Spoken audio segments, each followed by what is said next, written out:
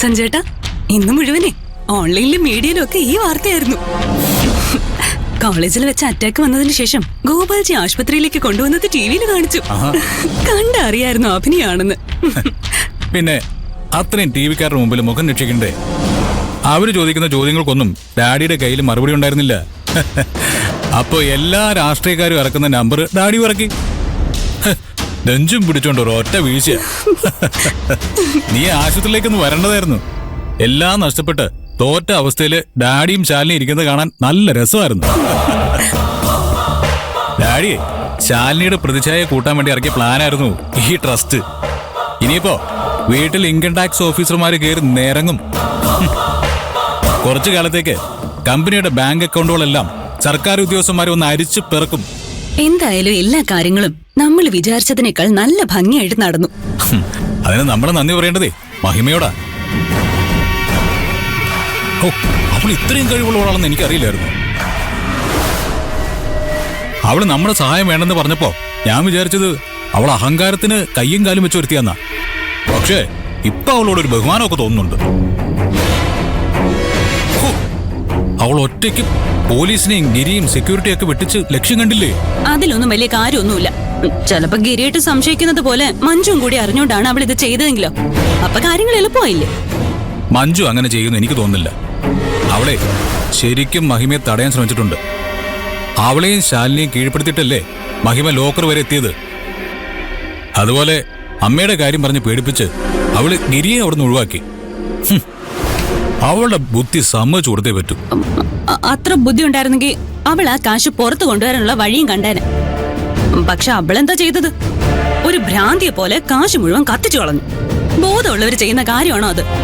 അത് അവളുടെ കാശല്ലല്ലോ. മഹിമയുടെ ഉദ്ദേശം ഡാഡിക്ക് ആ കാശ് ഉപകാരപ്പെടരുതെന്നും ആ കാശ് എങ്ങനെയാണ് ഉണ്ടാക്കിയതെന്ന് അന്വേഷണം നടത്തണമെന്നും ആയിരുന്നില്ലേ? അത് രണ്ടും ഇപ്പൊ നടന്നു. പക്ഷെ ഞാനായിരുന്നു അവളുടെ സ്ഥാനത്തെങ്കിൽ ഇതെല്ലാം ചെയ്യുന്നതിനൊപ്പം കാശും അടിച്ചു മാറ്റിയേനെ. മോഷണം നടത്തുമ്പം കാശും കിട്ടണം, അല്ലെങ്കിൽ അതൊരു തോൽവിയല്ലേ? നീ എന്തിനാ മഹിമയുടെ കാര്യം പറയുമ്പോ ഇത്രയും ദേഷ്യപ്പെടുന്നത്? ആ, എല്ലാ ഭാര്യമാർക്കും ഭർത്താവ് വേറെ ഏതെങ്കിലും സ്ത്രീയെ പോഴ്ത്തുന്ന കാണുമ്പോ ഈ അസുഖം ഉണ്ടാവും അല്ലേ? പെട്ടെന്നൊരു ദേഷ്യം. ദേഷ്യോ? ആരാ അതിന് ദേഷ്യപ്പെട്ടത്? എനിക്കൊരു ദേഷ്യവും ഇല്ല. ആ, എന്തായാലും അവള് കാരണം ശാലിനിയുടെ അഹങ്കാരം നന്നായിട്ട് കുറഞ്ഞിട്ടുണ്ട്. ഞാൻ ആശുപത്രി ചെന്നപ്പോഴേ ഡാഡി അവളെ ചീത്ത വിളിച്ചോണ്ടിരിക്കുകയായിരുന്നു. ഇനി ഡാഡി അവളെ ഒരിക്കലും വിശ്വസിക്കാൻ സാധ്യതയില്ല. അവളെ മാത്രമല്ല, ഇനി ഗിരിയേട്ടനെയും ഗോപാൽജി വിശ്വസിക്കാൻ സാധ്യതയില്ല. ശരിയാ. എത്രയൊക്കെ സത്യസന്ധനാണെന്ന് പറഞ്ഞാലും മഹിമ ഇത്രയും ആൾക്കാരുടെ മൂക്കിന് താഴെ കൂടി ചെന്ന് മോഷണം നടത്തിയെന്ന് പറഞ്ഞാ ഡാഡി വിശ്വസിക്കില്ല. ഗിരി കൃത്യം ആ സമയം നോക്കി വീട്ടിലേക്കും വന്നു. ഡാഡിക്ക് ലോകത്തെ ഏറ്റവും വലുത് കാശാ. അതുകൊണ്ട് ഗിരിയെയും ഡാഡിക്ക് ഇപ്പൊ സംശയം തോന്നുന്നുണ്ടാവും. ഗോപാൽജിക്ക് ഇങ്ങനെ ആരെയും വിശ്വാസം ഇല്ലാതെ ഇരിക്കുന്നത് തന്നെയാ നമുക്ക് നല്ലത്.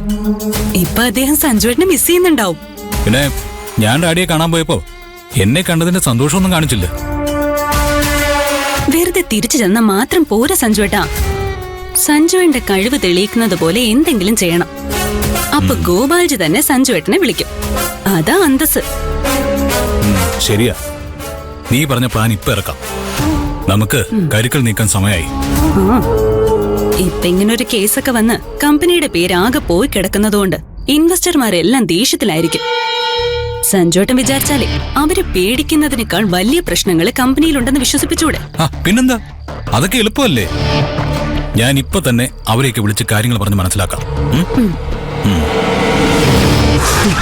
അധികം വൈകാതെ ഗോപാൽജിയുടെ വീട്ടിലേക്ക് ഞാൻ കയറും. പിന്നെയാണ് എന്റെ ശരിക്കുള്ള കളികൾ തുടങ്ങാൻ പോകുന്നത്. ആ വീടിനെയും കമ്പനിയും ഇനി ഞാൻ ഭരിക്കും.